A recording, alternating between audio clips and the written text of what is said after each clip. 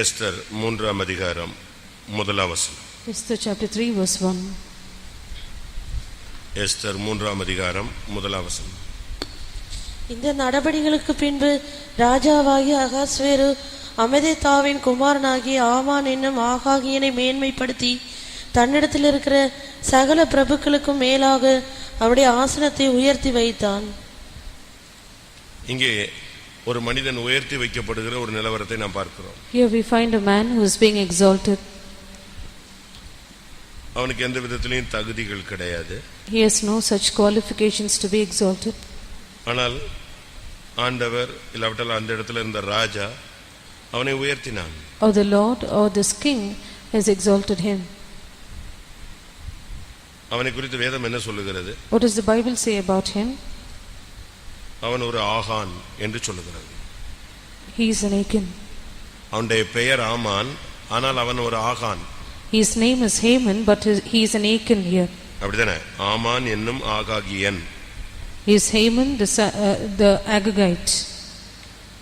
ஆகான் யாரு? Who is Achan? ஆகான் யாரு? Who is Achan? யோசுவாவின் புஸ்தகம் 7ஆம் அதிகாரத்தில் பார்க்கும் பொழுது எரிகோவில சாபத்தீடானதை எடுத்துக்கொண்ட மனுஷன் தான் ஆகான். The book of Joshua chapter 7 we read that Achan was a man who took the accursed thing in Jericho. கர்த்தருடைய வார்த்தையை மீறின ஒரு சந்ததி. A generation which trespassed the command of God. சபிக்கப்பட்ட ஒரு கூட்டம். A cursed group. அழிக்கப்பட்ட ஒரு கூட்டம். A group which was destroyed. அந்த சந்ததியில உள்ள ஒரு ஆளை கர்த்தர் கனம் பண்ணி ஆசீர்வதித்து ரட்சித்து உயர்த்தி கனம் பண்ணி மேன்மைப்படுத்தி வைக்கிறார். A person who belongs to that generation, the Lord saves him and he also exalts him, lifts him higher. ராஜாவின் கண்களில் அவனுக்கு தயவு கிடைத்தது. He found favor in the eyes of the king. எல்லா பிரபுக்களுக்கும் மேலாக அவனுடைய ஆசனத்தை உயர்த்தி வைத்தார். His seat was exalted above all the nobles. இது எதை காண்பிக்கிறது? What does that speak of?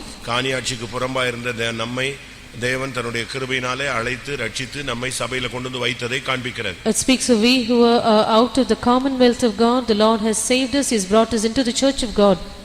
புழுதியிலே குப்பையில கிடந்த நம்மை பிரபுக்களோடு உட்கார வைத்தார். We were found in dust and dunghill, the Lord has made us to sit with the princes. அப்படிதானே? Isn't that true? 1 சாமுவேல் நாம் பார்க்கும் பொழுது 1 Samuel, புழுதியிலே கிடக்கிறவர்களை, those who are found in the dust, குப்பையில இருக்கிறவர்களை, those who are found in the dunghill, அவர் தூக்கி எடுத்து எங்க கொண்டு வருகிறார்? he lifts them up, and where does he bring them? 1 Samuel 2:8. 1 Samuel chapter 2 verse 8.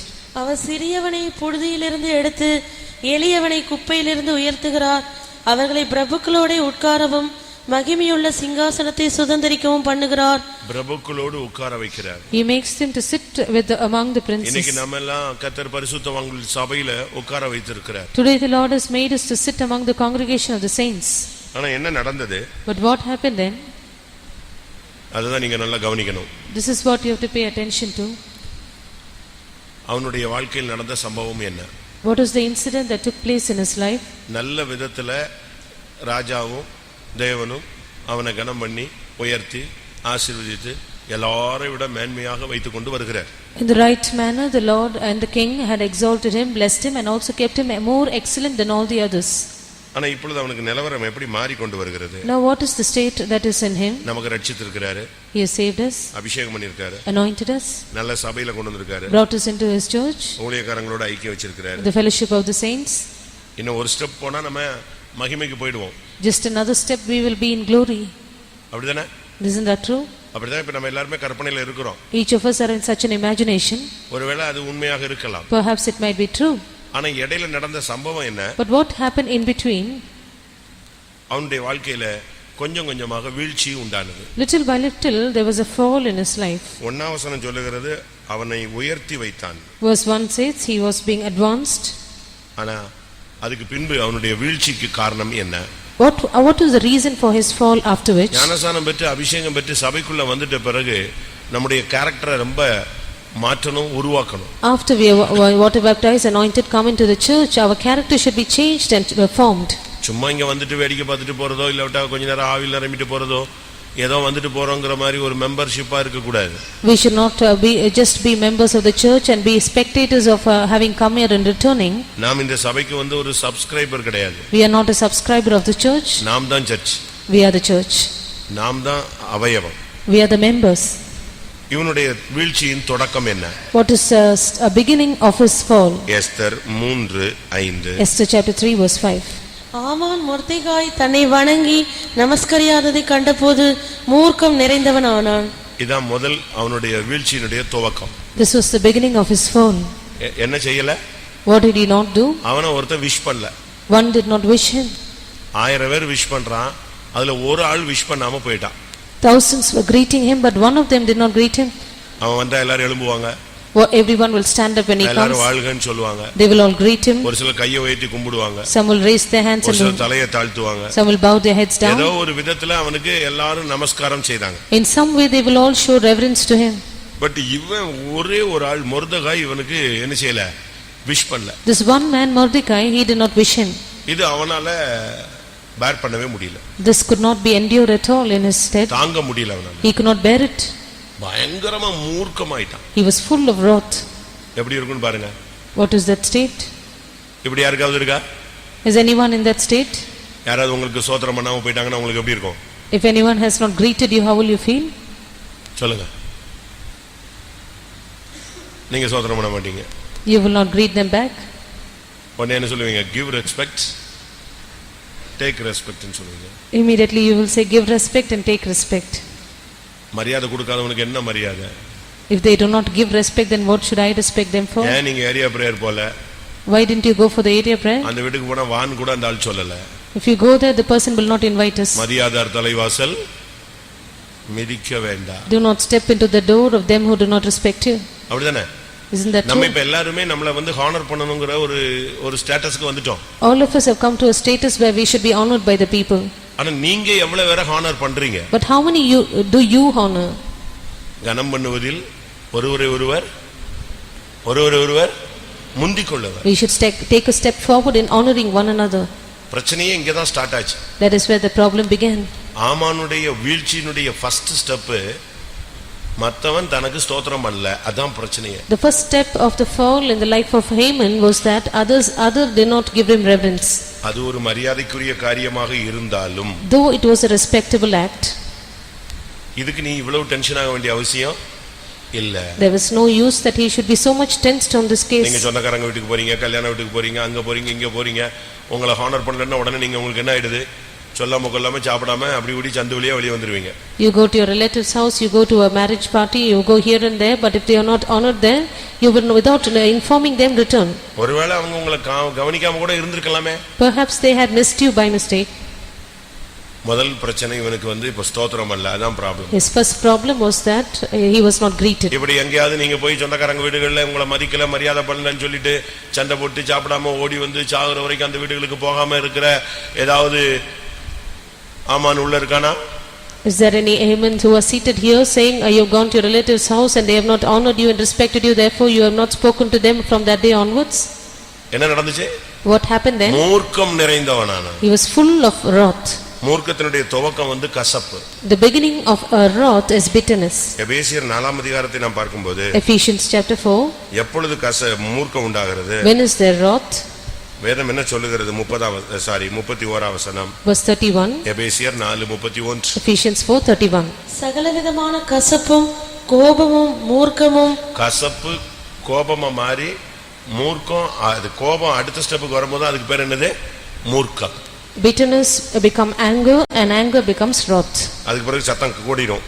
After which we run. அதுக்கு பிறகு கெட்ட வார்த்தை வந்துரும். Then we speak blasphemies. அப்படிதானே?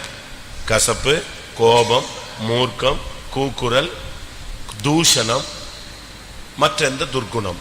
Bitterness, wrath, anger, clamor, evil speaking and malice. ஒவ்வொரு ஸ்டெப்பா அப்படி வளரும். It grows step by step. இவனுக்கு இவன் ஸ்தோத்திரம் பண்ணலன்னு உடனே டெய்லி இவனை பார்த்துட்டாலே டென்ஷன் ஆயிடும். The moment he was not greeted by him, the moment he spots him, he will be நீங்க tensed. ஒருத்தர் கனம் பண்றீங்களா? Are you honoring one another? பண்றீங்களா? Are you honoring? புருஷனை கனம் பண்றீங்களா? Do you honor your husband? பெற்றோரை கனம் Do பண்றீங்களா? you honor your parents? உங்களை விட மூத்தவங்களை கனம் பண்றீங்களா? Do you honor your elders? ஆனா நம்மள அநேகர் கனம் பண்ண படத்தான் எதிர்பார்க்கிறோம். Many of us want to be honored. அதுதான் ஆமானுடைய ஆவி. That is the spirit of Haman. பாருங்க, அவன் வரும்போது அவன் அப்படி என்ட்ரு ஆனான்னா அரண்மனையில எல்லாரும் எழும்பி நின்று வாழ்க வாழ்க வாழ்க வாழ்க வரிசையா சொல்லிட்டே வருவாங்க. மொர்தெகாய் கிட்ட வரும்போது என்ன வராது? சத்தம் வராது. அது வரைக்கும் அப்படியே சிரிச்சுக்கிட்டே கையை காட்டிட்டே வந்த ஆளு அத்தோடு இவனை பார்த்தவொன்னு சொத்தான். The moment he enters into the palace, everyone will stand up to greet him. They will say hail. But the moment he spots Mordecai, he gets tensed. அநேகர் மாமியார் வீட்டுக்கு மாமனார் வீட்டுக்குலாம் போகாததுக்கு காரணம் என்ன? What is the reason many do not go to your mother-in-law's or father-in-law's house? சில இடங்கள்ல மரியாதைகள் கிடைக்கல. In some places you are not honored or respected. அப்படிதானே? Isn't that true? நம்மில் அநேகர் இந்த கனத்தையும் மகிமையும் ரொம்ப எதிர்பார்க்கிறோம். Many of us, we all desire or wish to be honored and we want to be glorified. இந்த பிரச்சனையே முடிஞ்சு போயிடும். If we humble ourselves, the problem is solved. இதனால அடுத்த ஸ்டெப் என்னாச்சு? What is the next step now? உடனே இவன் யாருன்னு கண்டுபிடிச்சு யூதரெல்லாம் அழிக்கிறதுக்கு ட்ரை பண்ண ஆரம்பிச்சான். Immediately he wanted to find out who he was and he wanted to destroy his clan. Esther 3:6 கடைசி. The book of Esther chapter 3 and the last part of verse 6. அகாஸ்வேருவின் ராஜ்யம் எங்கும் இருக்கிற மொர்தெகாயின் ஜனமாகிய யூதரை எல்லாம் சங்கரிக்க அவன் வகை தேடினான். உடனே பாருங்க ஒரு கொலைகார ஆவி உள்ள வந்துருச்சு. Immediately a spirit of murder entered into him. எப்படி இருக்கும்? How should that be? Starting என்னது? What is the beginning? Starting என்னது? What is the beginning? ஒரே ஒரு காரியம் தான், ஸ்தோத்திரம் பண்ணல. அது ஒண்ணுதான். இதனுடைய விளைவு அடுத்த ஸ்டெப் எங்க போய்ட்டான்? கொன்னுடணும்னு முடிவு பண்ணிட்டான். The first step is that he was not greeted by him. The outcome of it was he wanted to destroy him. எப்படி இருக்கும்? How would that be? தன் சகோதரனை பகைக்கிற எவனும் மனித கொலைபாதகன். He that hateth his brother is a murderer. நீங்க போய் யாரையும் கொலை செய்ய வேண்டாம். You need not go to murder anyone literally. நீங்க பகைச்சிட்டாலே ஆட்டோமேட்டிக்கா நீங்க கொலைகாரர்கள் தான் பைபிள் சொல்லுது. The moment you hate the person, you are a murderer, the Bible says. தன் சகோதரனை நியாயமில்லாமல் கோபிக்கிறவன் எரிநரகத்துக்கு பாத்திரன் என்று சொல்லப்பட்டிருக்கு. He that has anger on his brother without a cause is worthy of the hell. இப்போ இவன் போய் ராஜாட்ட பேசுறான். Now he goes to the king. இவங்களை இப்படி விட்டுட்டு இருக்க கூடாது. You should not let them go like this. இவங்களை அழிச்சிரலாம். They should be destroyed. அப்படி அழிச்சிட்டா நான் என்ன செய்றேன்? காசு தரேன். I will give you money if they destroy.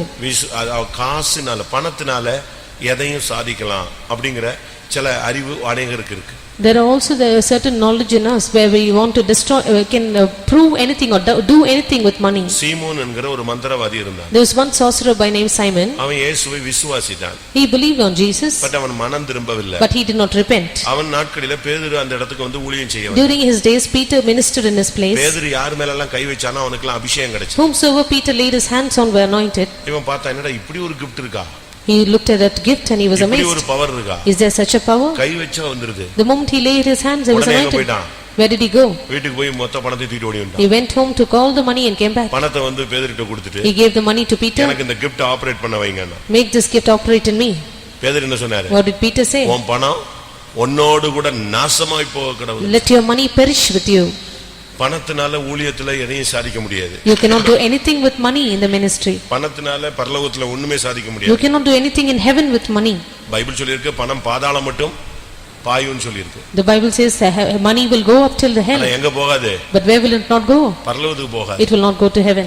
இங்க நடந்தது என்ன? Now what happened here? இவன் பணத்தினால எதையாவது சாதிக்கலாமான்னு பார்க்கறான். Now he wanted to do something with money. அந்த எண்ணம் எப்பொழுது உங்களுக்குள்ள வருதோ அப்பொழுது நீங்க தோல்வியினுடைய அடுத்த பகுதிக்கு வரீங்க. The moment you get this thought in you, you come to the next step of your failure. நான் காணிக்கை கொடுத்துட்டேன். I have given offering. நான் பணம் கொடுத்துட்டேன். I have given money. நான் மாசம் மாசம் காணிக்கை கொடுத்தேன். Every month I give offering. காணிக்கை ஒரு பெரிய பிரச்சனையே கிடையாது. Offering is not a problem at all.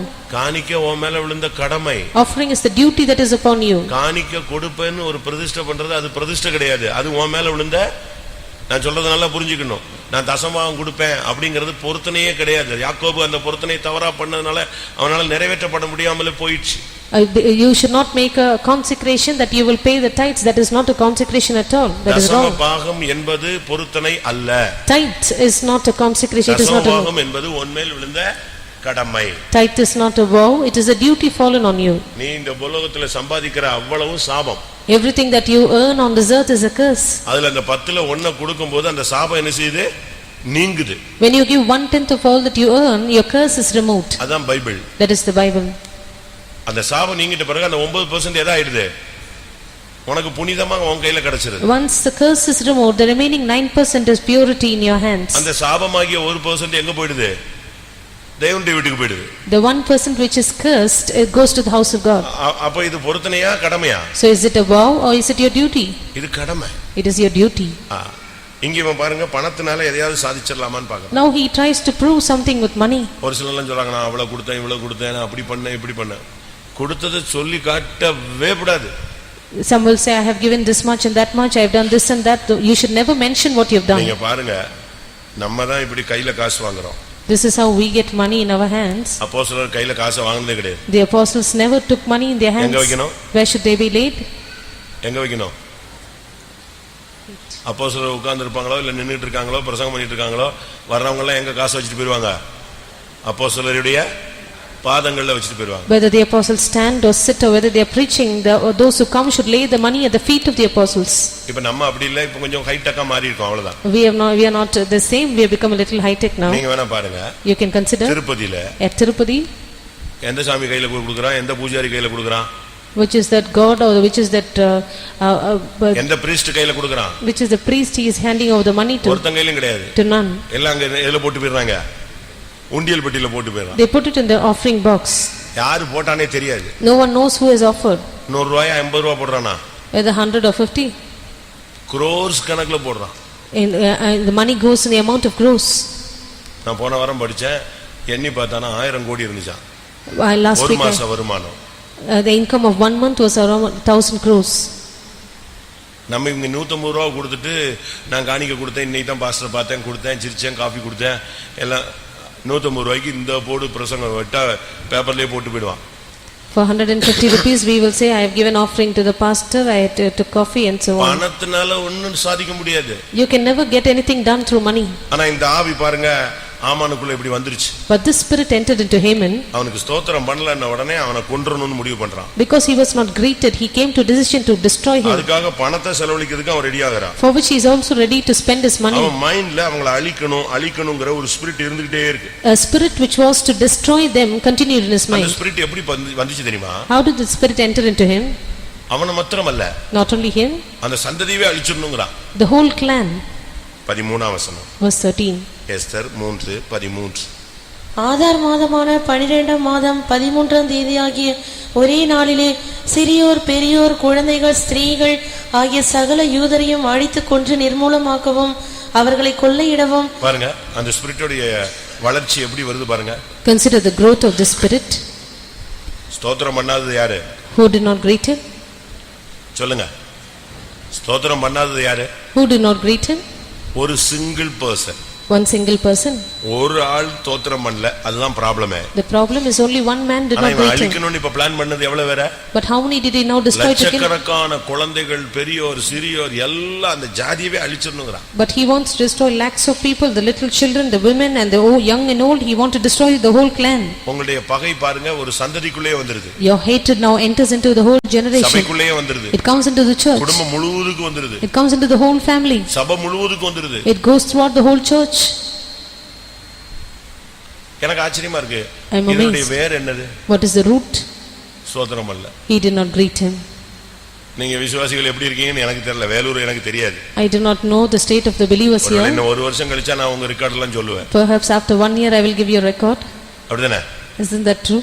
நீங்களும் சொல்லுவீங்க, ஒரு வருஷம் கழிச்சு என்னைய பத்தியும் சொல்லுவீங்க. After 1 year you will also give my record. அப்படிதானே? அப்படியே சொல்லிக்கிட்டே இருக்க வேண்டியது ஒருத்தர். Let us keep telling about one another. அடுத்ததாக எஸ்தர் 3:15 பார்க்கும் பொழுது Esther chapter 3 verse 15. அந்த அஞ்சற்காரர் ராஜாவின் உத்தரவினால் தீவிரமாய் புறப்பட்டு போனார்கள். அந்த கட்டளை சூசான் அரண்மனையில் பிறந்தது. ராஜாவும் ஆமானும் குடிக்கும்படி உட்கார்ந்தார்கள். சூசான் நகரம் கலங்கிற்று. குடிகாரனா மாறினான். Now he became a drunkard. இன்னைக்கு அவனுடைய நிலவரம் எப்படி மாறுது பாருங்க. Today what is his state now? Shushan நகரமே கலங்குது. The whole of the city of Shushan was சபையே perplexed. குழம்புது.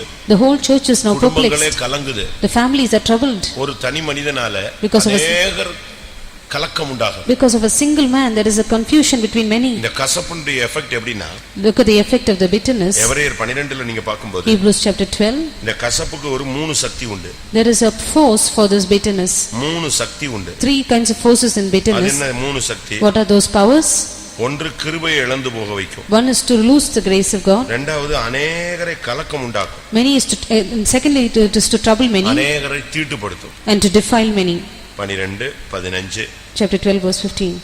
ஒருவனும் தேவனுடைய கிருபையை இழந்து போகாதபடிக்கும் யாதொரு கசப்பான வேர் முளைத்தெலும்பி கலக்கம் உண்டாக்குகிறதினால் அநேகர் தீட்டுப்படாதபடிக்கும். நீங்க பாத்தீங்களா 3 காரியம் நடக்குது. 3 things happen. இந்த கசப்பு உள்ள வந்துருச்சுன்னா தேவனுடைய கிருபையை நம்ம இழந்துருவோம். Once bitterness enters, we will be the grace of God will fail in us. கலக்கம் உண்டாயிரும். We will be troubled. மூன்றாவது அநேகர் தீட்டுப்படுவார். Thirdly, many are defiled. இப்போ இவன் குடிகாரனா மாறிட்டான். Now he became a drunkard. நான் இப்ப சமீபத்துல ஒரு சர்வே பத்தி சும்மா கேள்விப்பட்டேன். அநேக விசுவாசிகள் கூட குடிகாரங்களா மாறுறாங்க. Recently I heard a survey when many believers have become a drunkard. ஒரு விசுவாசி திடீர்னு மஞ்சக்காமாலையில பாதிக்கப்பட்டார். There's one believer who was ill with jaundice. நான் அவர் வீட்டுக்கு போனேன். I went to a house. அப்ப அவர் அறிக்கையிட்டார். Then he confessed. நான் ஒரு தப்பு பண்ணிட்டேன். I made a mistake. என்னன்னு கேட்டேன். I asked him what. நான் BSF ல இருந்தேன். I was in the bishop. BSF. N friends எல்லாம் வந்தாங்க. My friends were there. ஹோட்டல்ல அவங்களுக்கு ஒரு ட்ரீட் கொடுத்தேன். I gave them a treat in the hotel. கடைசில எல்லாரும் குடிக்க ஆரம்பிச்சிட்டாங்க. Everyone started to drink. என்னையும் என்ன வச்சிட்டாங்க? குடிக்க They வச்சிட்டாங்க. made me also to drink. வீட்டுக்கு வந்ததுல இருந்து எது வந்துருச்சு? The moment I returned home, judgment வந்துருச்சு. I faced the judgment. இப்ப jaundice. Now I am down with jaundice. விசுவாசி இப்படி எல்லாம் இருக்கான். Believer is in the state. ஒரு சில விசுவாசி பையங்க குடிக்கிறாங்க. There are believer boys who are drinking. அன்னைக்கு ஒரு பையன் கன்வென்ஷன்ல பேசுறான். In the convention there was one boy who met me. அவங்க அப்பா சொன்னாரு. His father said. பீர் குடிக்கிறது தப்பு இல்லங்கறான். He says it is not wrong to drink beer. ஏன்னா அது பழரசம். Because it is wine juice. அது அப்படி குடிச்சா அப்படி ரொம்ப இருக்கும் அப்படி. It is something which makes you strong. நான் சொன்னேன் உன் பையன் குடிச்சிட்டான். I said your brother. இல்லவே இல்லங்கறான் அவன். He says no.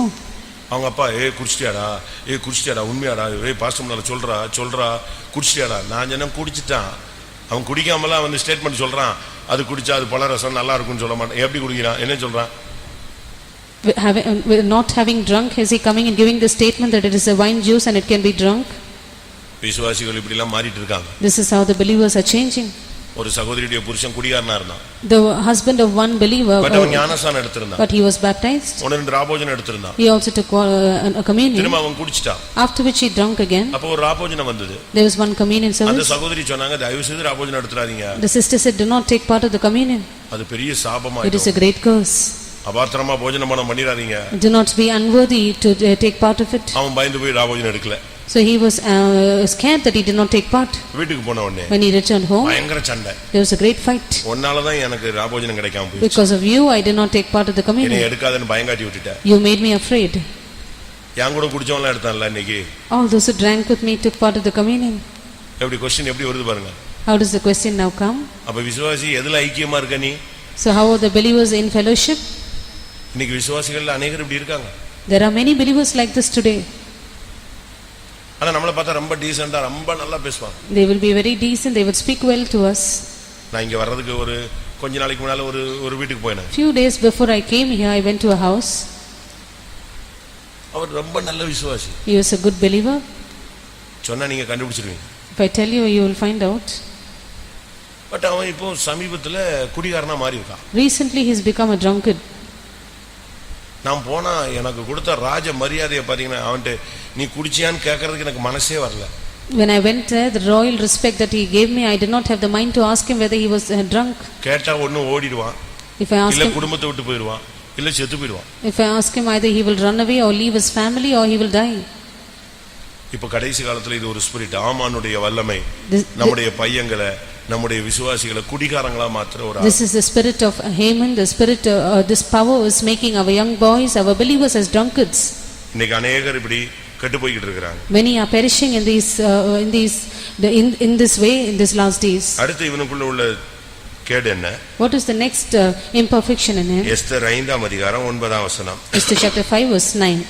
அன்றைய தினம் ஆமான் சந்தோஷமும் மன மகிழ்ச்சியுமாய் புறப்பட்டான். உலக பிரகாரமான மகிழ்ச்சி சந்தோஷம். It is the worldly joy and gladness. ஏன்னா எஸ்தர் விருந்துக்கு கூப்பிட்டாச்சு. No, Esther has called him for the feast. இப்ப அவனுக்கு விருந்து சாப்பாடு கெட் டுகெதர் இதுதான் இப்ப ரொம்ப பிடிச்சிருக்கு. Now his desire is that he wants a feast, a festival or a get together. இன்னைக்கு अनेகருக்கு நம்முடைய விசுவாசிகளுக்கு கூட இதுதான் பழக்கம். Many of our believers also have this practice. தயவு செய்து இந்த விருந்து பர்த்டே இந்த ஆட்டம் பாட்டம் இதெல்லாம் நம்ம நிறுத்தணும்.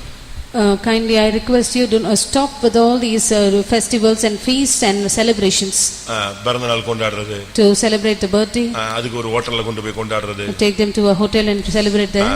பிறந்த நாள் கொண்டாடினதுனால ஒருத்தன் தலையே போயிடுச்சு. யாரு யாரு? யோவான் ஸ்நானனுடைய தலை போனதுக்கு காரணமே என்னதுதான்? பர்த்டே தான். Celebrating a birthday, a man was beheaded. ஊழியக்காரங்களும் பர்த்டே கொண்டாடுறாங்க. Even the servants of God are celebrating the birthday. எந்த ஹோட்டல்ல கொண்டாடுறது? Which hotel? நமக்கு பர்த்டே எல்லாம் நமக்கு தேவையில்லாத ஒரு சப்ஜெக்ட் அது. Birthday is an unwanted subject in our side. ஒரு வேளை போன வருஷம் செத்து போயிருப்ப, தப்பி வந்துட்டீன்னா அதுக்கு வேணா கொண்டாடு. Perhaps you would have died last போன year. வருஷம் செத்துட்ட, எப்படி உன்னை எழுப்பிட்டாங்க அப்படின்னா, ஐயோ ஒரு வருஷத்தை கூட்டி கொடுத்தாரு அப்படின்னா பரவாயில்ல, ஏதோ அதுக்காக சாகிற வரைக்கும் கர்த்தருக்கு ஸ்தோத்திரம், எனக்கு 87வது பிறந்த நாளுங்கிறான். டேங்க அப்பா, நமக்கு என்ன பிறந்த நாள்? அதுக்கு ஒரு சாக்லேட்டு, அதுக்கு ஒரு கேக்கு, அதுக்கு ஒரு கெட் டுகெதர், அதுக்கு ஒரு பிரியாணி, அதுக்கு ஒரு சண்டை, அதுக்கு ஒருத்தன் தலை போறது. What do we have to celebrate a birthday? We have to give a cake or a chocolate and finally fight and lose somebody's head. அவ டான்ஸ் ஆடினா. She danced. யாரு? ஏரோதனுடைய தம்பி மனைவியினுடைய மகள் டான்ஸ் ஆடினா. Herodias, she danced. ஆடி முடிஞ்ச உடனே இவன் கேட்டான், உனக்கு என்ன வேண்டும்? After she finished her show, he asked him what she அது needed. போய் அவங்க அம்மாட்ட கேட்டுச்சு, என்ன வேணும்னு கேக்குறாரு. She went and asked her mother what he wanted. அவ பயங்கரமான பாத்தியாவா. She was a terrible party. அவ சொன்னா, யோவான் சானனுடைய தலையை வாங்கிட்டு வான்னா. She asked for John the Baptist's head. Why? யோவான் சானன் சொல்லினா அவன் தம்பி மனைவி வச்சிருக்கிறது தப்புன்னு சொல்லிருந்தான். Because John the Baptist had pointed out that he had his brother's wife as a concubine. எப்படி தம்பி மனைவி நீ வச்சிருக்க தப்புன்னு சொன்னான். You are in connection with your brother's wife. உண்மைதானே சொன்னா? He said, what is the truth? தம்பி மனைவி, அக்கா மனைவி, அண்ணன் மனைவி, இந்த கேஸ் எல்லாம் வைக்கிறவெல்லாம் சபைக்குள்ள வரக்கூடாது. Those who have those who have such illegal connections should not be in the church. நம்முடைய சபையுடைய குவாலிட்டியை கெடுக்கிறவங்க. They are those who destroy the quality of the church. ஏதோ அறியாமை உள்ள காலங்கள், அதெல்லாம் முடிஞ்சு போன காலங்களா இருக்கட்டும். In times of ignorance you would have done this, but those are times which it just come to an end. ரட்சிக்கப்படுறதுக்கு முன்னால உள்ள கதையை நான் இப்ப பேசல. I do not speak of those stories before your salvation. ரட்சிக்கப்பட்டு சபைக்குள்ள வந்துட்ட பிறகு நான் அங்க போனேன், அண்ணன் மனைவி, தங்கச்சி மனைவி, வண்டியில ஏத்துனேன், டூ வீலர்ல ஏத்துனேன், கார்ல ஏத்துனேன், இந்த சப்ஜெக்டே வரக்கூடாது சபைக்குள்ள. After being saved, you should not go to your brother, your sister's, your wife's sister, or to someone else and gave them a ride in your car, in your bike. உலக பிரகாரமான மனமகிழ்ச்சி, சந்தோஷம் நமக்கு தேவையில்லை. Worldly rejoicing or worldly gladness is not needed. இந்த உலகத்துல எந்த விதமான என்டர்டெயின்மென்ட்டும் கிடையாது. Pentecostal man does not have any entertainment in this world. கர்த்தருக்குள் மகிழ்ச்சியா இருப்பதே நம்முடைய பலன். The joy of the Lord is our strength. அதே வசனம் என்ன சொல்லுகிறது? The same verse, what does it say? அவனுடைய இன்னொரு முகத்தை காண்பிக்குது. He shows him other side of his face. ராஜாவின் அரண்மனை வாசலில் இருக்கிற மொர்தெகாய் தனக்கு முன் எழுந்திராமலும் அசையாமலும் இருக்கிறதை ஆமான் கண்டபோது அவன் மொர்தெகாயின் மேல் உக்கிரம் நிறைந்தவன் ஆனான். அதே ஒரே வசனத்துல சந்தோஷம் மகிழ்ச்சின்னு இருக்கு. அதே வசனம் என்ன சொல்லுது? டென்ஷனை சொல்லுது. The same verse which speaks of joy and gladness now speaks of the tension he had. எதுக்கு திருப்பியும் இதே பிரச்சனை தான்? What for now? இதே பிரச்சனை தான். What is the problem again? என்னைய கனம் பண்ணல. He did not honor me. நான் உங்க வீட்டுக்கு வந்தேன். I came to your house. அப்பா இப்படி ஓடி இழுத்துக்கிட்டே போயிட்டாரு. Your father went the other side. அண்ணன் இப்படி ஓடி போய்ட்டான். Your brother went to the other side. அவ்வளவு சீப் ஆயிட்டேன் நான். Have I become so cheap? அவ்வளவுதான், திருப்பி இந்த ஆவி ஏறிடுச்சு, கப்புன்னு ஏறிடுச்சு. Again the spirit is coming to you. இப்ப மறுபடியும் அவனுக்கு பழைய நிலவரத்துக்கு வந்துட்டான். He has come back to his old state. அவ்வளவு நேரம் ரொம்ப சிரிச்சு சந்தோஷமா இருந்தவன் பட்டார்னு டென்ஷன் ஆயிட்டான். One who was smiling and was rejoicing now is again tensed. அடுத்து இவனுடைய இன்னொரு குணம் என்ன? Next character in Haman. என்ன வந்தாலும் டென்ஷன் ஆவான், டக்குன்னு அப்படி சேஞ்ச் ஆயிடுவான். அவன மாதிரி நடிக்க முடியாது. Whatever happens he would be full of wrath and finally he would change. No one can act like him. 10th Verse 10. ஆகிலும் ஆமான் அதை அடக்கிக்கொண்டு டக்குன்னு கண்ட்ரோல் பண்ணிடுவான். He immediately controlled or refrained himself. நடிக்கிறதுல அவன மாதிரி ஆளெல்லாம் கிடையவே கிடையாது. No one is far better in acting like him. ஸ்தோத்திரம் பண்றது போன உடனே போய்ட்டானா, சரி அப்பா ஆளு விடுறாமா. After he goes they would be அவன் தன்னை அடக்கிக் கொண்டான். He refrained himself. எப்படி? கோபம் வருது, எரிச்சல் வருது, ஆனால் என்ன செய்றான்? கண்ட்ரோலிங் பவர் உள்ள ஒரு ஆளு. He is full of anger, full of wrath, but he still controls himself. அப்படியே தனக்குள்ளே வச்சுக்குவான். He has it within himself. அப்படி இருக்கா உங்களுக்கு? Do you feel like that? இந்த கேரக்டர் இருக்கா? Do you have that character? ஒரு சிலர் அப்படி கிடையாது, படக் படக்குன்னு பேசி விடுவாங்க. ஒரு சிலர் வெளியே சொல்லாமலே உள்ளே ஸ்டக் பண்ணி வச்சிருவான், அப்படியே ஸ்டோர் பண்ணி வச்சிருவான். Some will speak right at the spot, but some will not speak, so they will store it within themselves. லொடலொடன் பேசுறவன நம்பிரலாம். You can speak one who is a babbler. படக் படக்குன்னு பேசுறவனையா நம்பிரலாம். One who immediately speaks up, you can trust them. தமிழ்ல சொல்லுவான், ஊமை என்ன செய்யும், ஊரையே கெடுத்துருவான். In Tamil there's a proverb, one who's அப்படியே அடக்கிக்கிட்டே முன்னு உட்கார்ந்துக்குது, என்ன ஒண்ணு இல்ல. They will keep silent and they will not tell anything. அவன் உள்ள வந்து கசப்பை பிரேக் பண்றான். He is trying to break the bitterness within. இன்னொரு பகுதியில பாக்கும்போது Another part, 11ஆம் வசனம். verse 11. தன் ஐஸ்வரியத்தின் மகிமையையும் தன் பிள்ளைகளின் திரட்சியையும் ராஜா தன்னை பெரியவனாக்கி தன்னை பிரபுக்களின் மேலும் ராஜாவின் ஊழியக்காரர் மேலும் உயர்த்தின எல்லாவற்றையும் ஆமான் அவர்களுக்கு விவரித்து சொன்னான். இவனுடைய பெருமையை இப்ப பார்க்கலாம். Now we can see about his pride, ஐஸ்வரியத்தின் மகிமையை the சொல்றான். glory of his riches. தான் பிள்ளைகள் அண்ணன் படிக்கிறாங்க, இதை படிக்கிறாங்க, அதுல வேலை பார்க்கறாங்க, அவனுக்கு அண்ணன் கார் இருக்கு, இந்த கார் இருக்கு, 3 வீடு இருக்கு. சமீபத்துல ஒரு கல்யாண பைரட்டாவை பார்த்தேன். Children are educated in this manner, they work here and there, they have so many cars and this is their houses. Recently I happened to read a biodata. கவனிங்க, Pay attention. பைரட்டா தேடிட்டு இருக்கவங்க எல்லாம் கொஞ்சம் கவனிங்க. Those who are writing the biodata, listen. அந்த பைரட்டாவை நான் பார்த்தேன். I happened to read it. ஒரு பொண்ணோட அப்பா செல்லுல காட்டுறாரு. The girl's father is showing it in the mobile. பைரட்டா இதான் பையனுடைய போட்டோ அப்படினாரு. This is the picture of the boy. Okay, ஏத்துக்கலாம். Can I accept it? அடுத்து பையனுடைய பைரட்டா. The biodata of the boy. அவனுடைய படிப்பு, His education. வளர்ச்சி எவ்வளவு உயரம், His height. எவ்வளவு வெயிட், His weight. அவர் வீட்டிஷா ப்ரௌனிஷா ஒயிட்டிஷா, His color, whether he is wheatish or brownish. திருப்பி எக்ஸ்பெக்டேஷன். Next is expectations. ஆமா, இவர் பிளாக்கா இருந்தாலும் பொண்ணு வந்து ஒயிட்டிஷா, இது பிளாக்கிஷா இருந்தாலும் ஒயிட்டிஷா வேணும். Though he is dark, he wants a girl who is whitish. இதெல்லாம் சகஜமா பார்க்கிற biodata. And these are common biodatas that you can read. ஆனா சமீபத்துல அந்த பயோடேட்டால அடுத்த பக்கத்தை பார்த்தேன். I happened to read the next part of the biodata recently. அப்பதான் அசந்து போயிட்டேன். I was amazed. எனக்கு இந்த இடத்தில் ஒரு வீடு இருக்கிறது, இந்த இடத்தில் இவ்வளவு நிலம் இருக்கிறது, இந்த இடத்தில் ஒரு 3 வீடு இருக்கிறது, இந்த இடத்தில் 4 வீடு இருக்கிறது. as per total 3 crores something. அசையா சொத்தினுடைய மதிப்பு 3 கோடி அப்படின்னு போட்டிருக்கான். அப்ப இனிமே கல்யாணம் கட்டவர்கள் என்ன செய்யணும் சொல்லுங்க? 3 கோடிக்கு கீழே உள்ளவன் அந்த தெருவிலேயே என்ன செய்யக்கூடாது, போகக்கூடாது. He says he has a house here, he has 3 land here, property there and so இது on. வந்து பையனுடைய biodata. This is the biodata of the boy.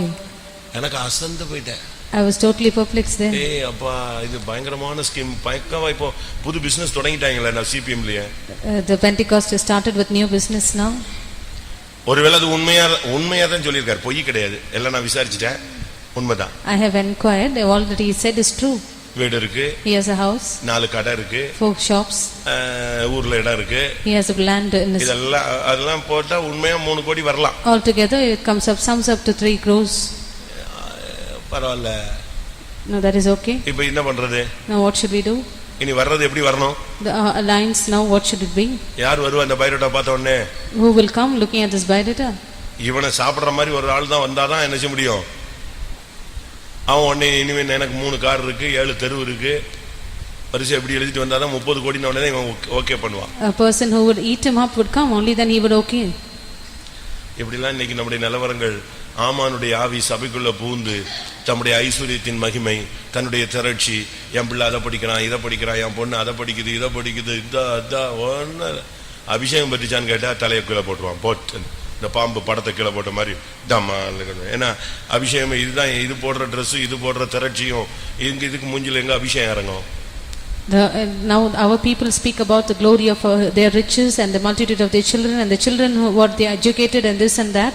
But if you ask if the child is anointed, they will put their head down. அப்படிதானே? இவங்களுடைய இதெல்லாம் ஐஸ்வரியத்தின் திரட்சியில தான் போய்கிட்டு இருக்கு. All their thoughts are going upon the glory of their riches. தன் ஐஸ்வரியத்தின் மகிமையும் தன் பிள்ளைகளின் திரட்சியையும் அவன் சொல்லிக்கொண்டே வந்தான். He kept on speaking about the glory of his riches and the multitude of his children. எல்லாம் சொல்லிட்டு After having spoken all திருப்பி ஒரு this, round அடிச்சிட்டு வரான். இது எல்லாம் இருந்தால் இந்த மொர்தகாயை பார்த்தா எனக்கு எல்லாமே குப்பாய் அப்படிங்கறான். He says, though I have all this, once I look at Mordecai, everything comes to an end. மைய புள்ளி யாருதான்? ஸ்தோத்திரம் பண்ணாத அந்த ஆள் தான் அவன் லைஃப்ல ஓடிக்கிட்டே இருக்கு, படம் ஓடிக்கிட்டே இருக்கு. Going round and round his thought. வாசிச்சு பாருங்க, 13ஆம் வசனம். Verse 13. ஆனாலும் அந்த யூதனாகிய முர்த்திகாய் ராஜாவின் அரண்மனை வாசலில் உட்கார்ந்திருக்கிறதை நான் காணும் அளவும் அவையெல்லாம் எனக்கு ஒன்றுமில்லை என்றார். ஒண்ணுமே கிடையாது. These all availeth nothing. அவனை பார்த்தாலே எனக்கு மகிமை எல்லாம் போயிடுது, கிருபை போயிடுது, அபிஷேகம் போயிடுது, ஜபம் போயிடுது, உபவாசம் போயிடுது, பைபிள் ரீடிங் போயிடுது. அவன் முகத்துல பார்த்துட்டேன் அன்னைக்கு முழுசும் எனக்கு தேவ சமாதானமே போயிடுது. The moment I see the person, I lose everything. I lose my prayer, I lose the grace of God, I lose reading the Bible, I lose everything, even the peace of God that is lost in me. அப்படிதானே? Isn't that true? அப்படி யாரையாவது பார்த்த உடனே உங்களுக்கு அப்படி ஆயிருதா? Do you feel like that when you look at someone? சொல்லுங்க. ஒரு சிலரை பார்த்த உடனே இவங்க கிருபை போயிடும். The moment இவங்க அன்னைக்கு ஜெபம் பண்ண மாட்டாங்க, அன்னைக்கு முழுசும் அழுதுகிட்டே இருப்பாங்க, அன்னைக்கு முழுசும் சோர்ந்து போயிடுவாங்க. என்ன ஆண்டவரே இவன் வந்துட்டானே, இவ வந்துட்டாலே, என்ன நடக்க போதோன்னு அதோட இருக்கிற எல்லாமே நாசமா போயிடும். The moment you spot someone, you will start to keep weeping. You will not eat, you will not do anything, but you will lose the grace of God, and you will keep weeping, saying, "This person has come. What will happen to என்ன him?" பண்ணான் தெரியுமா? You know what he did? உடனே தூக்கு மரத்தை செஞ்சிட்டான். He made the gallows. Judgment கொண்டு போயிட்டான். He went to judgment. 14ஆம் வசனம் கடைசி பகுதி. Verse 14, the last part. இந்த காரியம் ஆமானுக்கு நன்றாய் கண்டதினால் தூக்கு மரத்தை செய்வித்தான். அவ்வளவுதான். அவன் மைண்ட்ல வந்துருச்சு, அழிச்சிரணும். Now it is in his mind. இது யாருடைய ஆவி? Now whose spirit is this? திருடன் திருடவும் கொல்லவும் அழிக்கவும் வருகிறானே என்று வேற ஒன்றுக்கும் A வராது. thief cometh but to steal, to kill and to destroy. இப்ப பிசாசு வந்து ஸ்ட்ராங்கா உள்ள வந்துருச்சு, அழிச்சிரணும். Now the devil is strongly entered into him to destroy. எப்படி இருக்கும்? How will that be? இவனுடைய மைண்ட் முழுசா அப்படியே கரப்ட் ஆகி போய் கிடக்கு. His mind is now completely corrupted. அது மாத்திரமல்ல, Not only that, அவனுக்கு பெருமை கொஞ்சம் கூட குறையல. his pride never decreased. Pastor TV சொல்லுவாரு, Pastor T.U. used to say, அந்த வசனம் எனக்கு ஞாபகம் இல்ல. I do not remember the அவர் என்ன reference. வியூல பேசினாரு எனக்கு ஞாபகம் இல்ல. I do not remember in what view. பெருமை எங்க இருக்கோ அங்க இச்சை இருக்கும். Where there is pride, there is lust. இச்சை எங்க இருக்கோ அங்க கோபம் இருக்கும். Where there is lust, there is anger. கோபம் எங்க இருக்கோ அங்க இச்சை இருக்கும். Where there is anger, there is lust. இந்த மூணு triangle. It is a triangle. இங்க இருந்து கிளம்பினா அது இங்க முட்டும், இல்லனா இங்க முட்டும். Either it proceeds from கோபம் கிளம்பிருச்சுனா ஒண்ணு அது பெருமையில இருந்து வரும், இல்லனா இச்சையில இருந்து வரும். இச்சை வந்துருச்சா அது கோபத்துல இருந்து வரும், இல்லனா பெருமையில இருந்து வரும். இந்த மூணுமே ஒன்றோடு ஒன்று அண்ணன் தம்பி தான். Anger, pride and lust are in a triangle. They proceed from either of the sides. இப்போ ராஜாவை பார்க்க போறான். Now he is going to see the king. ராஜாவை பார்க்க போனா ராஜா என்ன சொல்றாரு? நான் ஒருத்தனை கனம் பண்ண விரும்புகிறேன். The king says, I want to honor one person. இவன் என்ன நினைச்சான்? What did he think? சொல்லுங்க. தன்னை தவிர யார் இருக்கிறா? Who else is there apart from him? நல்லா நீங்க கவனிங்க. You pay attention. அவன் 6ஆம் வசனம், 6ஆம் அதிகாரம் 6ஆம் வசனம். Chapter 6 verse 6. ஆமான் உள்ளே வந்தபோது ராஜா அவனை நோக்கி, ராஜா கனம் பண்ண விரும்புகிற மனுஷனுக்கு என்ன செய்யப்பட வேண்டும் என்று கேட்டான். அதற்கு ஆமான், என்னையன்றி யாரை ராஜா கனம் பண்ண விரும்புவார் என்று தன் மனதிலே நினைத்து. இது யாருடைய ஸ்பிரிட் தெரியுமா? You know whose spirit is this? இது யாருடைய spirit? Whose spirit is this? சொல்லுங்க, கரெக்ட்டா சொல்லுங்க பாப்போம். லூசிபருடைய ஸ்பிரிட் இது. Spirit of Lucifer. மனுஷனுக்காக தேவன் எல்லாத்தையும் உண்டாக்கிக்கிட்டே வராரு. God created everything for man. ஆனா தூதன் அதை பார்த்துக்கிட்டே அவன் என்ன நினைக்கிறான்? இது எதுக்குள்ளதே? நமக்கு தான் அவன் நினைச்சுக்கிட்டே வரான். The angel was watching all this and he thought it is for ஒரு me. நாள் அது மனுஷனுக்குன்னு தெரிஞ்ச உடனே இவன் டென்ஷன் ஆயிட்டான். The moment he knew it is for man, he was tense. ஏசாயா 14ஆம் அதிகாரத்துல Isaiah chapter 14. அவனுக்கு அதை தாங்கவே முடியல. He could not bear it. இது மனுஷனுக்குன்னு சொன்ன உடனே The moment it was said it was for man, அவன் சொன்னா, நீங்க என்ன சொல்றது? நான் ஏறுவேன், வானத்துக்கு ஏறுவேன். what would you say? I would ascend, I will go up to the heavens. 14 Verse 14.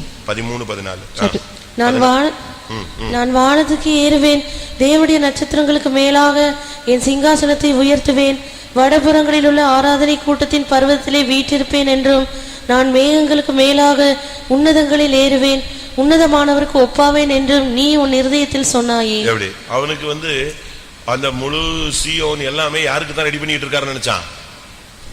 தனக்குன்னு தான் அவன் கற்பனையில போய்கிட்டு இருந்தான். He was in an imaginative thought that the whole of Zion was made for him.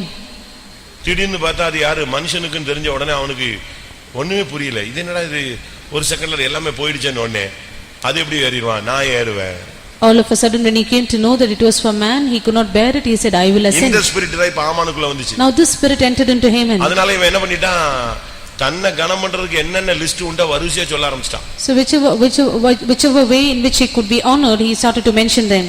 அந்த கழுதை, ராஜா ஏறுற கழுதையில போகணும், ராஜா உடுத்துற வஸ்திரம் உடுத்தணும், ரோட்ல போறவன்லாம் ரோட்ல கீழே விழுந்து கும்பிடணும் வரிசையா சொல்லிட்டே வரான். He started to list out the ways in which he should be honored, the royal apparel, the horse, the crown, and the royal way in which he should be honored. எவ்வளவு நீ தாழ்த்துறியோ அவ்வளவு உனக்கு கிருபை கிடைக்கும். The more you humble yourself, you will be filled with grace. தேவன் பெருமை உள்ளவர்களுக்கு எதிர்த்து நிற்கிறார். God resisted the proud. அதாங்க நடந்தது. That is what happened here. அதனுடைய முடிவு எப்படி இருந்தது? How was the end? பெருமையின் முடிவு எப்படி இருந்தது? What was the end of pride? Esther 6 அதிகாரம் 12 வசனம். Esther chapter 6 verse 12. பின்பு மொர்தெகாய் ராஜாவின் அரண்மனை வாசலுக்கு திரும்பி வந்தான். ஆமோனோ வென்றால் சஞ்சலப்பட்டு முக்காடிட்டு கொண்டு தன் வீட்டுக்கு தீவிரித்து போனான். நீ எவ்வளவு பெருமைப்படுறியோ உனக்கு அடுத்து உடனே கிடைக்கிறது சஞ்சலம். The more you are proud, the next thing that you receive is mourning. நல்லா கவனிச்சுக்கங்க, எப்பெல்லாம் பெருமை வருதோ அப்பெல்லாம் அடுத்து அடி விழுந்துரும். Every time you are filled with pride, you are being smitten of God. எப்படி இருக்கும் உங்களுடைய நிலவரம்னு யோசிச்சு பாருங்க. You can imagine your state now. எவ்வளவு தாழ்த்த முடியுமோ தாழ்த்துங்க. You humble yourself to the extent. உனக்கு தேவனே எதிர்த்துருவாரு. God himself will resist the proud. இங்க பாருங்க, இவன் முக்காடு போட்டு திரும்பி வந்துட்டான். Now he covered his head and he returned. போகும்போது சும்மா பிரைட்டா போனா வரும்போது எப்படி வந்தான்? இருட்டடிச்சு போய் வந்துட்டான். When he went, he was very bright. Now he's come very darkened. வந்து வீட்ல வந்து எல்லா கதையும் சொன்னா, எனக்கு இப்படி ஆயி போச்சு அப்படி ஆயி போச்சு கேவலமாயி போச்சு விட்ட மாட்டேங்கறான். He narrated the story at his house. He said, I was disgraced. பாசிங்க 13 வசனம். ஆமான் தனக்கு நேரிட்ட எல்லாவற்றையும் தன் மனைவியாக சிரேஷுக்கும் மனைவி பேர் என்னது? கிரேஸ் இல்ல, சிரேஷ், not கிரேஸ். அப்படிதான் இங்கிலீஷ்ல எப்படி இருக்கு மனைவி? His wife is Zeresh. Sreesh தான். பார்ட்டி வந்து கிரேஸே சுத்தமா கிடையாது. அவதான் இவனை பாதி குழப்பி விட்டது. She had no grace at all and she confused him completely. அவதான் ஆரம்பத்திலேயே வென்று சொல்லிட்டே இருந்தா, நீ தொலைஞ்ச, அவன் மதிக்க மாட்டான், நான் திரும்ப திரும்ப சொல்றேன், நீ அவனையே பார்த்துக்கிட்டு இருக்கிற, அவனை கொன்று. யார் கிளப்பி விட்டது? இவதான். Even from the beginning it was she who instigated him. ஆமான் தனக்கு நேரிட்ட எல்லாவற்றையும் தன் மனைவியாகிய சிரேஷ்ட போய் சொன்னான். Haman narrated all that happened to him to his wife Zeresh. அவ என்ன சொன்னா? What did she say? அவன் மனைவியாகிய சிரேஷ் அவனை பார்த்து, நீர் யூதனுக்கு முன்பாக தாழ்ந்து போக தொடங்கி விட்டீர், முடிஞ்சு போனது, உன் கதை முடிஞ்சு போச்சுன்னு சொல்லி திருப்பி டென்ஷன் ஆகி விட்டா. His wife said unto him, saying, thou hast started to fall before this Jew, and tensed him again. இது ஏற்ற துணையின் அடையாளம் அல்ல. This is not a sign of the right partner. கோபத்துல வர்ற ஆளை டவுன் சால்வ் பண்ணணும். One who comes with full attention, he should be solved. அவன் நம்ம எதிரியா? Is he our உங்க ஸ்டாண்டர்டுக்கு அவன் எதிரியா? விடுங்க, ஸ்தோத்திரம் பண்ணுங்க, ஜெபம் பண்ணுவோம், இது ஒரு பெரிய பிரச்சனை இல்ல. இப்படித்தான் என்ன செய்யணும் மனைவி சொல்லணும். இவன் என்ன சொன்னா? முடிஞ்சு போச்சா? ரைட், இனி உனக்கு தலையே எடுக்க முடியாது, இத மாதிரி கேவலம் ஒண்ணுமே கிடையாது, எரியிற தீயில எரிஞ்சிட்டா அப்படி டீசல் ஊத்தி விட்டா. She tried to pour oil into the burning fire and she instigated him even more. இப்படி எதையாவது நீங்க பிரச்சனைய நீங்க எல்லாம் இதுக்கு அறிக்கையிட போறீங்க. இப்ப அதுக்கு தான் நான் இந்த கதையை சொல்லிட்டு வரேன். I am trying to narrating you this story because I want you to confess all these. இங்க எத்தனை ஆமான் இருக்கறான், எத்தனை மொர்தெகாய் இருக்கறான், எத்தனை சிரேஷ் இருக்குன்னு தெரியல எனக்கு. We do not know how many Hamans, how many Mordecais, or how many Zereshes are here. மொர்தெகாயா கூட ஒரு சிலர் இருப்பீங்க, யாரையும் மதிக்காம அப்படியே முன்னு போற டீம் எல்லாம் இருக்கு. கேட்டா நான் ஒரு பெரிய பரிசுத்தவான்மா மொர்தெகாய். There would be some Mordecais who would not respect anyone, but they would only say they would hold. ஏன் கனம் பண்ண கூடாது? Why not you honor? ஒரு ஸ்தோத்திரம் பண்ண கூடாதா? Why not you greet them? வாயை திறந்து ஒரு ஸ்தோத்திரம் பண்ண கூடாதா? Open your mouth and greet them. ஒரு கை எடுத்து ஸ்தோத்திரம் பண்ண கூடாதா? Take up your hands and greet them. வாங்கன்னு சொல்ல கூடாதா? Why not you invite? எப்படி இருக்கீங்கன்னு கேட்க கூடாது. அப்படி முத்தெல்லாம் கொட்டிருமா? Why not you ask them how they are? என்ன உனக்கு கௌரவம் குறைஞ்சிருது? How much will you lose your respect? யோசிச்சு பாருங்க. You can imagine. பெண்டிகாஸ்ல வந்துட்ட பிறகு இத கூட நமக்கு செயல்படுத்த முடியலனா திருப்பி எப்படி மொர்தெகாய்? If we are not able to work on all these after coming into Pentecost, then how can we be? அவனை ஸ்தோத்திரம் பண்ணாமலே அவனை தூக்கு மரத்துக்கு கொண்டு போய்ட்டான். He led him to the gallows without even praising him. நம்மாலே அவனை ஸ்தோத்திரம் பண்ணாமலே டென்ஷன் ஆகி ஒவ்வொரு நாளும் உள்ள வரும்போதெல்லாம் கூட்டத்துல அவனை கொன்னு கடைசியில் அவனை எங்கேயே தொங்க விட்டான். மௌன யுத்தத்திலேயே பனிப்போர்லயே கொன்னுட்டான் அவனை. In a silent battle he led him. ரெண்டு பேரும் ஒரு நாள் கூட நேரடியா நெஞ்சதில்ல, காட்சி பூச்சின்னு கத்துனது சட்டையை பிடிச்சதெல்லாம் கிடையவே கிடையாது. ஸ்தோத்திரம் பண்ணாமலே அவனை கொன்ன ஒரே ஆள் மொர்தெகாய் தான். Mordecai is the only person without greeting him led him to the gallows. அவனை தூக்கு மரத்திலே தொங்க விட்டான். He made him hang on the gallows. என்ன நடந்தது? What happened then? அவன் மனைவி திருப்பி அவனை full டென்ஷன் ஆகி விட்டா. His wife tensed him again. ஆனா இப்ப முடிவு என்ன? Now what is the end? 7 அதிகாரம் 5 வசனம். Chapter 7 verse 5. அப்பொழுது ராஜாவாகிய அகாஸ்வேரு மறுமொழியாக, ராஜாத்தியாகிய எஸ்தரை நோக்கி, இப்படி செய்ய துணிகரம் கொண்டவன் யார்? அவனை இப்ப ஆமானுடைய பேர் எப்படி ஆயிடுச்சு? What is his name? துணிகரம் கொண்டவன் யார்? Who is the one who is presumptuous like him? முடிஞ்சு போச்சா? Has it come to an end? Final அந்த ஜட்ஜ்மென்ட்க்கு வர்றான். It's come to the final judgment. வீழ்ச்சியின் உச்சகட்டம். இப்போ இவனுடைய பெயர் என்னது? துணிகரம் கொண்டவன். His height of fall is that he is come to a person. அடுத்து 6ஆம் வசனம். Verse 6. அதற்கு எஸ்தர், சத்ருவும் பகைஞனுமாகிய அந்த மனிதன் இந்த துஷ்ட ஆமான் தான் என்றார். அடுத்த பேர் என்ன வந்துருச்சு? What is ராஜா துணிகரங்கறான், ராஜாத்தி என்ன சொல்றா? துஷ்டன். The king says he is presumptuous, the wife says, the queen says he is the wicked Haman. இப்போ ராஜாவுக்கு ராஜாத்திக்கு முன்பாக ஆமான் திகில் அடைந்தான். Haman was afraid before the king and the queen. மரணம் அவனை தேடினது. Death sought for him. எப்படி இருக்குன்னு பாருங்க. What is that state? தொடக்கம் எப்படி இருந்துச்சு? How was the beginning? மகிமையான தொடக்கம். A glorious beginning. உன்னுடைய தொடக்கம் அற்பமா இருந்தாலும் முடிவு மகிமையா இருக்கணும். If your beginning is despicable, your end should be glorious. அப்படிதான் பைபிள் சொல்லுது. That is what the Bible says. அற்பமான ஆரம்பமா இருந்தாலும் முடிவு சம்பூர்ணமா இருக்கணும். Though your beginning is small, your end should be மகிமையான perfect. தொடக்கம். Glorious beginning.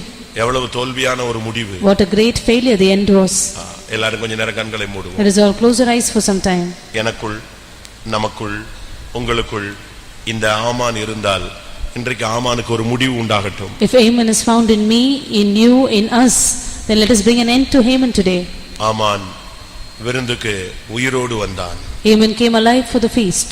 விருந்து முடியும் பொழுது அவன் மரணத்தை சந்தித்தான். At the end of the feast he faced death.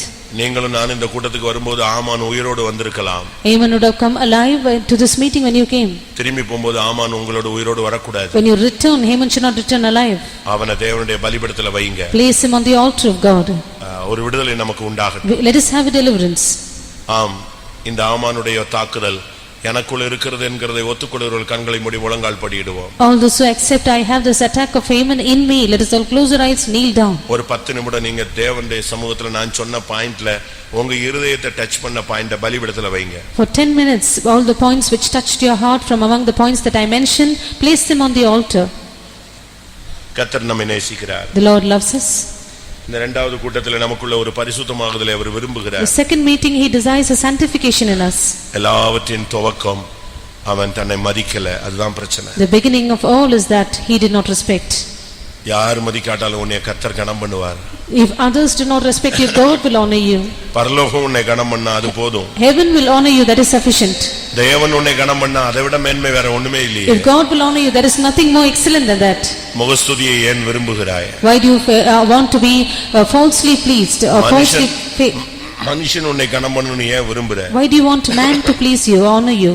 உன்னை கனம் பண்ண தேவன் காத்திருக்கிறார். God is waiting to honor you. நீ மனுஷன் கனம் பண்ணல, அவங்க எனக்கு மரியாதை கொடுக்கல, இவங்க என்னை ரிசீவ் பண்ணல, இவங்க எனக்கு அதை செய்யல, இப்படிப்பட்ட துக்கத்தெல்லாம் பலிபீடத்துல வைங்க. All the sorrows that you have that because man did not honor you, they did not give you respect, place them on the altar. உன்னுடைய ஐஸ்வரியத்தின் மகிமையை பத்தி பேசாத. Do not speak அது கர்த்தர் கொடுத்த ஈவு. Do not speak of the glories of your riches, that is the gift of God. பெருமை பாராட்டாத. Do not be proud. மூர்க்கத்தை பலிபீடத்துல why. Place your wrath on the altar. மூர்க்கம் சபிக்கப்பட கடவுதுன்னு சொல்லி இருக்கு. It is said wrath be cursed. அது ஒரு சாபமான சுபாவம். It is a cursed character. கர்த்தருடைய கரத்துல ஒப்பு கொடுப்போம். Place into the hands of the Lord. எத்தனை பேர் தாழ்த்துறீங்க? How many of you humble yourself? எத்தனை பேருக்கு உங்களால ஒப்பு கொடுக்க முடியும்? How many of you can surrender yourself? முழங்கால் படியிட்டு சத்தத்தை உயர்த்தி தாழ்த்தி ஆமானை ஒரு முடிவுக்கு கொண்டு வர நீங்கள் ஒப்பு கொடுங்கள். Be on your knees, raise your hands and humble yourself and surrender yourself to bring an end to Haman. Hallelujah, hallelujah, hallelujah. ஆமென்.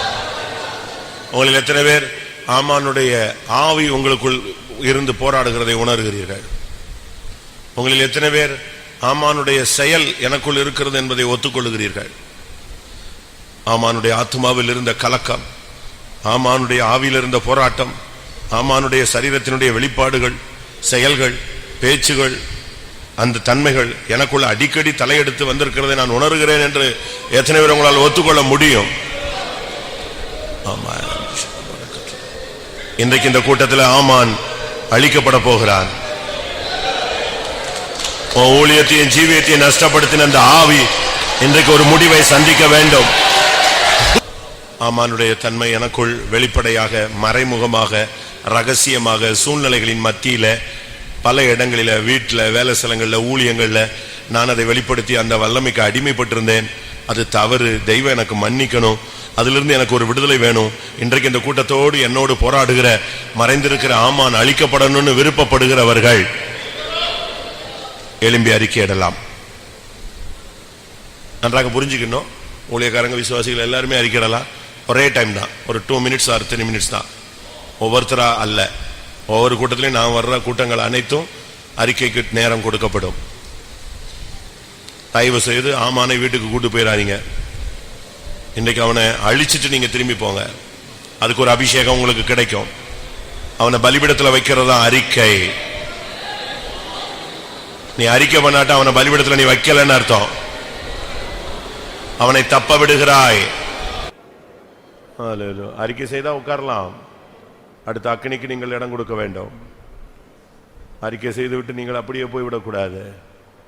அறிக்கை செய்த பின்பு பலிபீடத்தில் வைத்ததை அக்கினி இறங்காவிட்டால் அது அங்கீகரிக்கப்படாததனுடைய அடையாளம். ஆமென், ஹல்லேலூயா. இன்னும் ஒரு சில நிமிடங்கள். ஆமான் தூக்கில் தொங்கவிட வேண்டும். இன்னைக்கு பலிபீடத்தில் வைத்த ஆமான் சாம்பலாக வேண்டும். ஆவியானவர் இறங்கட்டும். ஆவி, ஆத்துமா, சரீரம், ஊழியம், ஜீவியத்தில் இருக்கிற ஆமான் முற்றிலும் அழிக்கப்படுவானாக.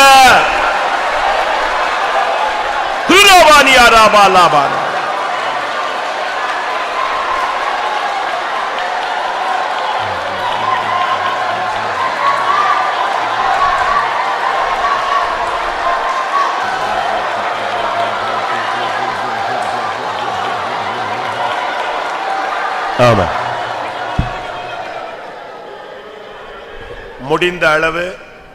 முடிந்த அளவு நான் வேதவசனத்தை கிரகித்துக் கொண்ட அளவு, நான் உணர்ந்த அளவு, என் ஞாபக சக்திக்கு வந்த அளவு நான் ஆமானை பலிபீடத்தில் வச்சுட்டேன்னு சொல்றவங்க கை வைத்துங்க.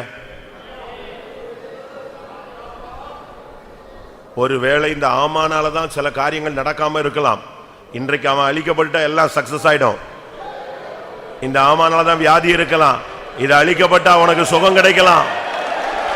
ஹல்லேலூயா, ஹல்லேலூயா. நான் உனக்கு கிருபை தருவேன்.